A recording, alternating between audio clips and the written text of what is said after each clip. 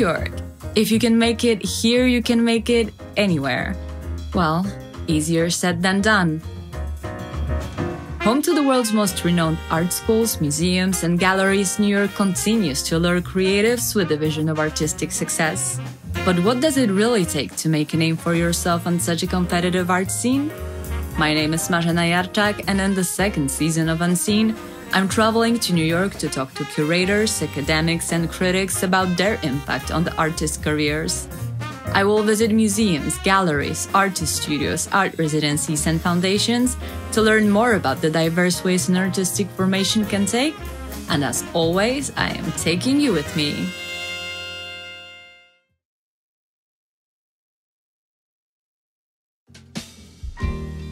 Museum is a space of encounters between viewers and artworks. What criteria should the artwork and the artist meet to be included in the museum's collection? I'm on my way to the Guggenheim to attend the press view of Lightline, the first major retrospective of an American conceptual artist, Jenny Holzer. I'm about to meet Lauren Hinkson, the curator of the show, to learn more about the process of exhibition programming. A retrospective or a solo show seems to be the highest form of appreciation an artist can get from a museum.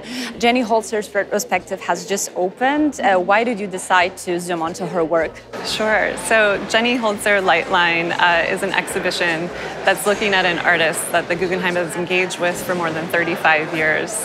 We hosted her first solo show here in New York in 1989.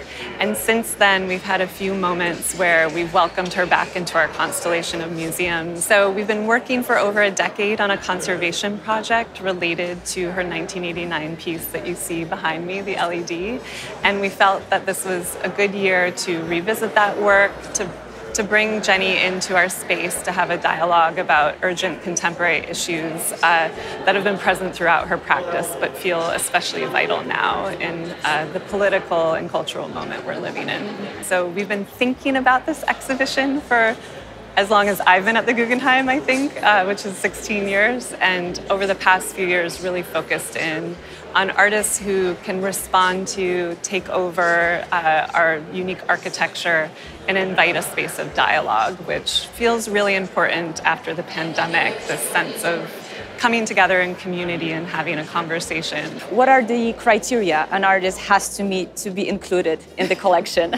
We have a very clear mission and mandate to collect the art of our time, and that can be across medium, that can be across different issues and themes, but we're really focused on the most urgent voices in contemporary art, whether they're an emerging artist, and someone like Jenny Holzer, who we engaged in 1989, she was a young emerging artist at that time, and after her show here at the Guggenheim, she was the first woman to show in the American Pavilion in the Venice Biennale. How do you think having the works included in a museum of such importance as Guggenheim can influence an artist's career? Certainly influences there, but I think it also speaks to the artist's ambitions themselves.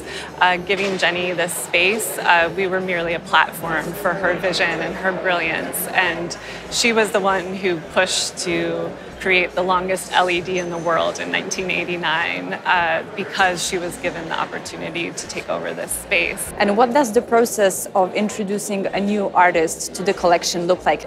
If the artist is no longer with us or we're looking at a major movement, it's also about engaging with the latest scholarship and criticism and viewpoints about those movements and those ideas, because ideas change over time and we have to look back. Even though we think we know everything about modernism, we show an artist like Hilma af Klint, and all of that has changed. So when I was first a curator here at the Guggenheim, my then mentor said to me, the best thing you can do in terms of acquisitions and building relationships in the art world is to know the artists of your generation. She said, go out and look at the artists that are your age, see what they're making, listen to what they're talking about, engage in dialogue, and build those relationships. Because as you age, they become the artists that you'll be curating major surveys of. Creating space for pushing artistic boundaries can become the core of institutional mission. This is the approach of the New Museum, a non-collecting institution that explores new forms of art exhibiting and catalyzes creative dialogue with living artists who did not yet have wide public exposure nor haven't been widely acclaimed.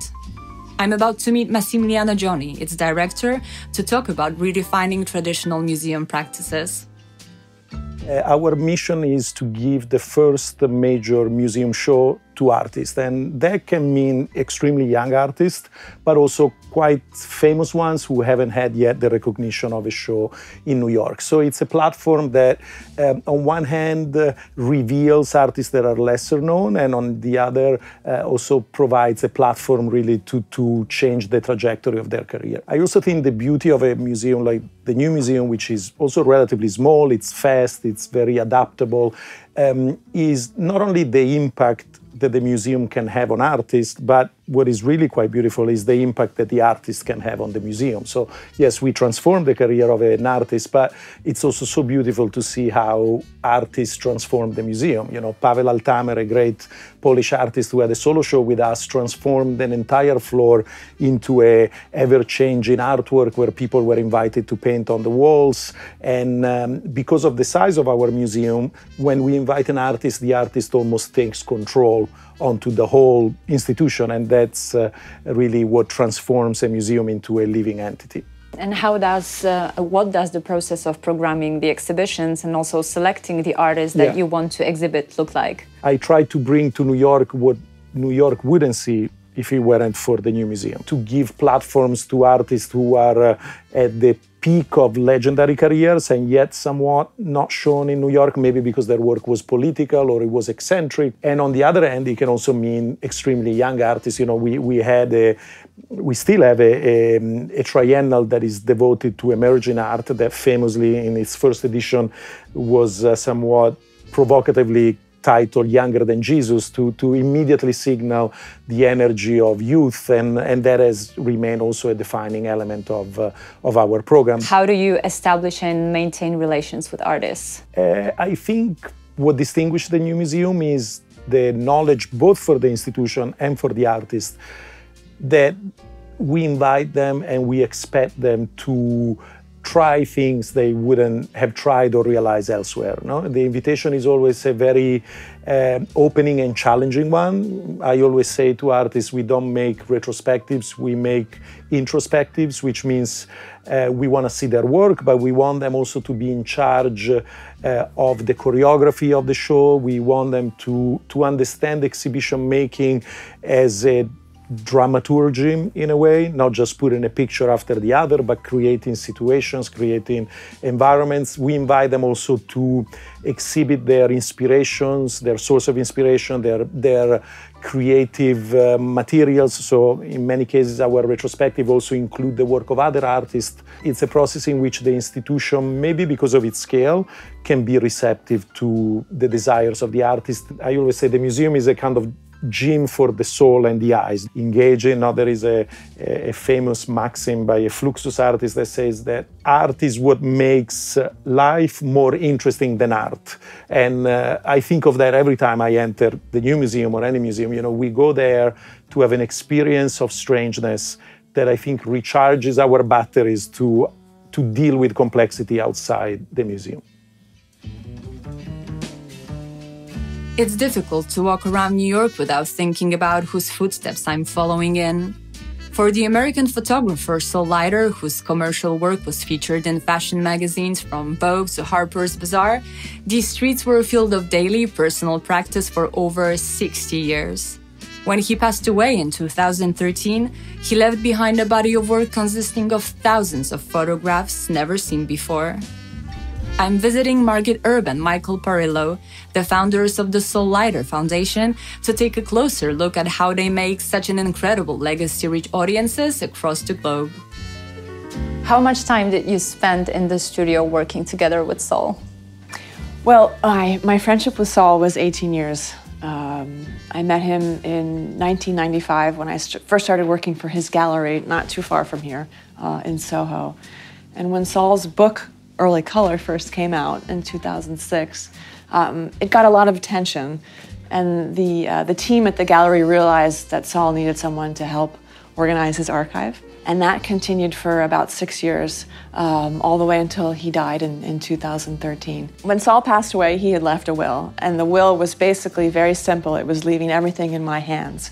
I didn't know exactly what that would entail, and the best plan we decided on was to create a foundation. And your everyday work is taking care of Saul's legacy. Could you tell me what exactly this legacy consists of? In practical terms, the legacy consists of the archive itself, Yeah. which is Huge.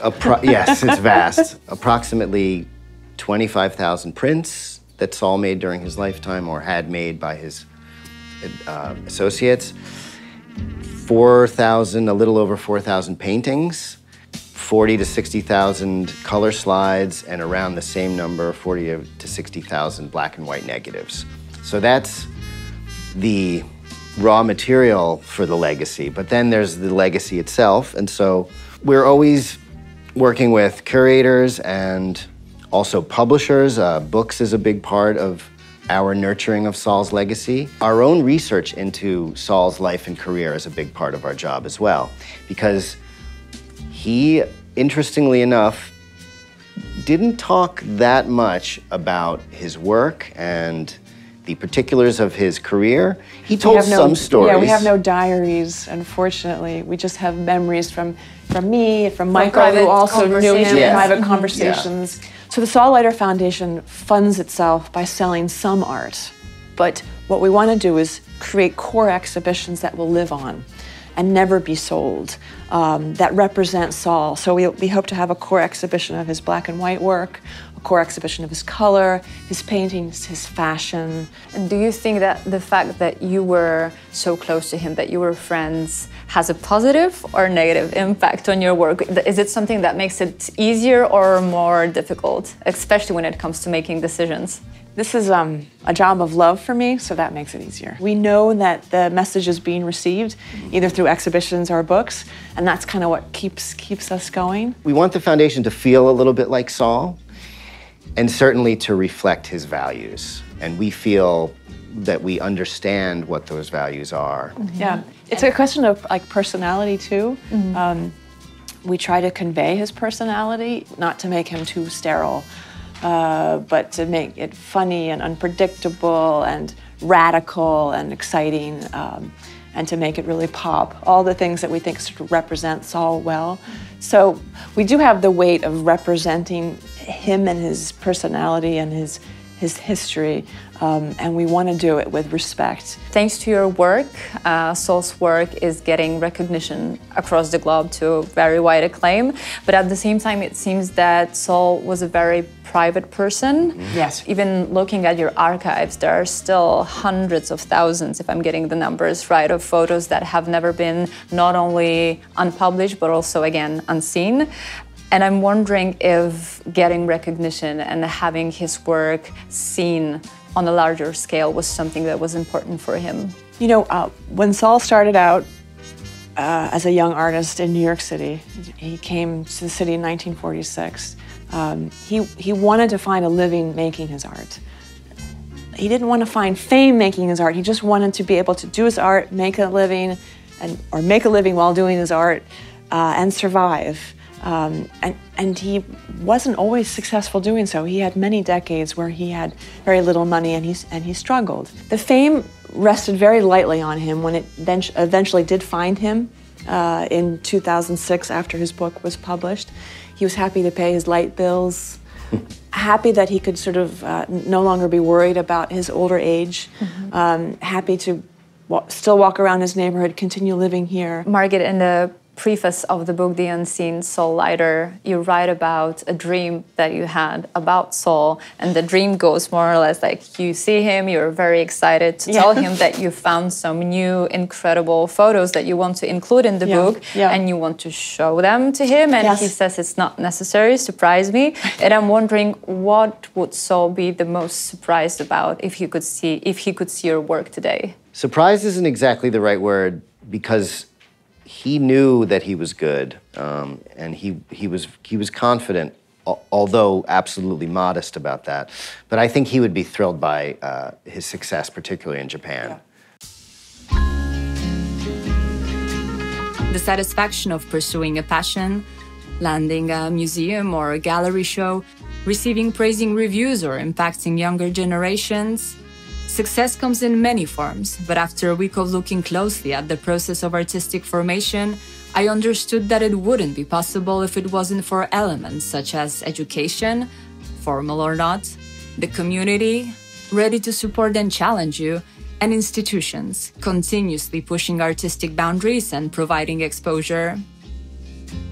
But before artists dive into the deep waters of the market, they must look within themselves and embark on a personal journey of self-questioning, only to realize self-doubt is an inherent part of the process. Learning never ends. Formation sounds like a closed concept, but it isn't. Faced with openness and curiosity, it can turn into a lifelong mission of art making that derives from the most authentic sources, and I dare to say, it's what makes it all worthwhile.